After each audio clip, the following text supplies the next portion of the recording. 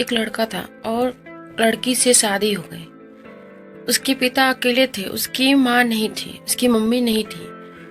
तो जब घर में बहू आई तो उसने कुछ दिन के बाद बोला कि अपने पति से कि मैं तुम्हारे बाप को, अपने ससुर का ख्याल नहीं रख सकती, उनको हम नहीं झेल सकती। तो लड़का बोला कि ये क्या बोल रही है, वो मेरे पापा हैं, हम उसको कैसे घर से निकाल सकते हैं, उनको हम कैसे अनदेखा कर सकते हैं। तो कुछ दिन के बाद इसी तरह झंझट चलता रहा।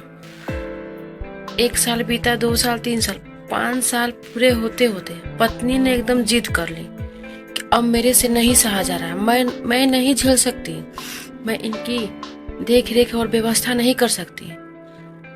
तुम या तो मुझको चुनो या तो अपने पिता को चुनो। लड़का एकदम संकोच में पड़ गया।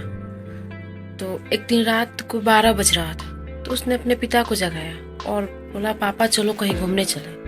तो पिता बोले कि ठीक है। तो अपने पापा को जंगल में लगाया, एकदम बीच जंगल में ले गया। तो बोला कि पापा अब आपका मेरा साथ यहीं तक था।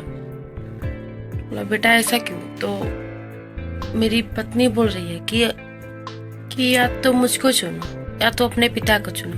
तो पिता आपकी तो पूरी उम्र हो ही गई है, लेकिन मुझको अभी उसके साथ पूरी जिंदगी बिताना है, हम लोगों की अभी उम्र पूरी बाकी है।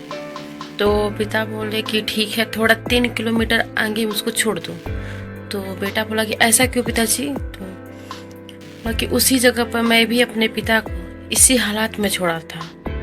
ऐसा कहते कहते उसके पिता की आंखों में आंसू आ गए। आंसू इसलिए नहीं आए कि उसके बेटे ने उसको छोड़ा है, आंसू इसलिए आए कि वो भी एक दिन यही काम किया था, वो भी अपने पिता को यहीं पर एक दिन छोड़े थे। तो ये सोचकर आंसू आ गए कि जैसी करनी वैसी भरनी, जो हमने बोया वो हमने पाया। एक दिन हम अपने पिता को छोड़ रहे थे, आज मेरा बेटा हमको छोड़ दिया, इसमें क्या गलत है? तो इसलिए जैसा बोते हैं लोग वैसा पाते हैं। अपने माता पिता के साथ आप व्यवहार करेंगे तभी भी आपके बच्चे भी आपके साथ वैसे ही व्यवहार करेंगे।